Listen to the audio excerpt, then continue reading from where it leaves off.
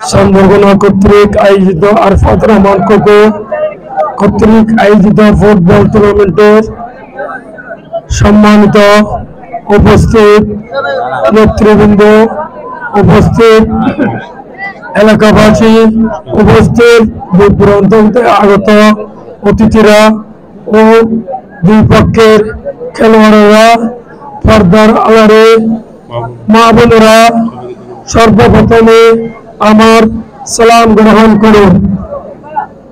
আমি একজন প্রবাসী, আমি প্রবাসে থাকি। প্রবাস থেকে আমি আসি কিছুদিনের জন্য, সপ্তাহ 10 দিন 15 দিন, এর থেকে আমি বেশি থাকি না। তবে আসলে এলাকাবাসীর কোনো এই ফুটবল বা মসজিদ মাদ্রাসা এতিমখানা ওগুলোতে আমার টাইমটা ব্যয় করি।